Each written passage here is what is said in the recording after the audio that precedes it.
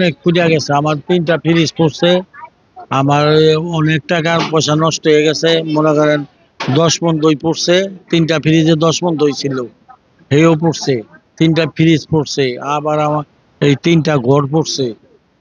এই কিছু মনে করেন ওই খাতায় কিছু টাকা পাওনা ছিলাম, এই টাকা সুদ্ধা খাতা সুদ্ধা ফিরে গেছে। এখানে আমাদের প্রায় 200 দোকানের মতো পুড়ে গেছে, আপনারা দেখতেছেন ইতিমধ্যে। তো আর্থিক ক্ষতির পরিমাণ তো অনেক। সামনে ঈদ, কুরবানির ঈদ, এ কারণে সবাই ঈদে বেচা কিনা করবো বেশি বেশি, এ কারণে মালপত্র উঠাইছে, অনেক মালপত্র উঠাইছে। তো ওনারা তো ব্যাপক আর্থিক ক্ষতির সম্মুখীন হয়েছে। এই অবস্থায় যদি সরকার থেকে কোনো অনুদান না দেওয়া হয়, তাহলে অনেক ব্যবসায়ীর আর্থিক সংকটের সম্মুখীন হইবে। দেখি যে আমার শাটারের এই কোনায় আগুন লেগে গেছে, ততক্ষণ আমি আর চাবি দিয়ে খুলতে পারিনি, তখন আমার চলে যেতে হয়েছে। আর ক্ষয়ক্ষতির পরিমাণ বলতে গেলে প্রায় 10-12 লাখ টাকার উপরে মাল। আর এটা হচ্ছে আমার বন্ধুর দোকানে, ও হচ্ছে মালিক, আমি পরিচালনা সবকিছু আমি করি।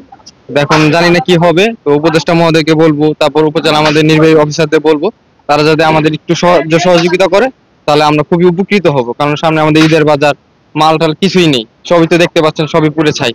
তো আমরা চাচ্ছি তারা যদি আমাদের একটু সহায় হন, তাহলে আমরা খুবই উপকৃত হব। নগদ পেমেন্টে 500 টাকা পর্যন্ত ক্যাশব্যাক, আর লেনদেনে প্রতিদিন ডিপ ফ্রিজ এবং ঘন্টায় ঘন্টায় এসি টিভি সহ দারুণ সব গিফট। মাল শেষ, প্রায় 12-13 লাখ টাকার ক্ষতি হয়েছে আমাদের নিজেদের। আমার নিজের 2টা দোকান পড়ছে, এই যে একটা দোকান, সামনে একটা দোকান। এখন চাচ্ছি যে সরকার থেকে কোনো সহায়তা করে, যদি উপদেষ্টা মহোদয় কোনো সহায়তা করে, তাহলে আমাদের জন্য একটু ভালো হয় আর কি। কারণ এমনি ব্যবসা বাণিজ্যের অবস্থা ভালো না, তার মধ্যে এই এতটা ক্ষতি হয়ে গেল। ব্যবসায়ীদের প্রচুর ক্ষতি হয়েছে, অনেক অনেক দোকান পুড়ে গেছে। এখন আমরা সরকারের কাছে আকুল আবেদন করি, দ্রুত সহযোগিতা চাই। সহযোগিতা করলে আমরা দ্রুত ঘুরে দাঁড়াতে পারবো। আমরা আশা করছি খুব তাড়াতাড়ি ফায়ার সার্ভিসের রিপোর্টটা পেয়ে গেলে, কারণ যেটা জানতে পারবো, তখন ব্যবস্থা নিতে পারবো। আমি এই দুর্যোগ ব্যবস্থাপনা এবং এই ত্রাণের যিনি উপদেষ্টা আছেন, তার সঙ্গে কথা বলে এসেছি। প্রয়োজনীয় যা সহযোগিতা করার আমরা প্রশাসনের মাধ্যমে করব। এটা অনেক পুরানো একটা বাজার শ্রীনগরের, এবং অনেক পুরানো হওয়ার কারণে সেই সময়কার তো রাস্তার ম্যানেজমেন্টটা ছিল না। এখন যেই আমরা চাচ্ছি অগ্নি নির্বাপনের জন্য কি কি করা যায়, এটা তো খুব প্র্যাকটিক্যালি যে তাড়াতাড়ি করে ফেলতে পারবো সেটাও মনে হয় না, কারণ সমস্ত দোকানগুলি আপনারা দেখতে পাচ্ছেন মাত্র 2-3 ফুট 4 ফিট জায়গা করে।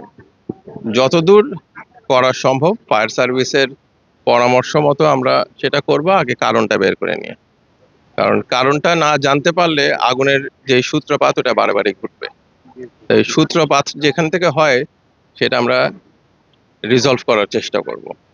এইটি এই মুহূর্তে দেখে যা দেখলাম যে মানুষের তো ছোট ছোট ব্যবসা সব সর্বশান্ত হয়ে গেছে, এবং আরো বেশি হচ্ছে যে এই যে মুরগি বা যেসব প্রাণী ছিল সব তো পুড়ে গেছে, তাদের তো আর জীবন্ত কিছু নাই।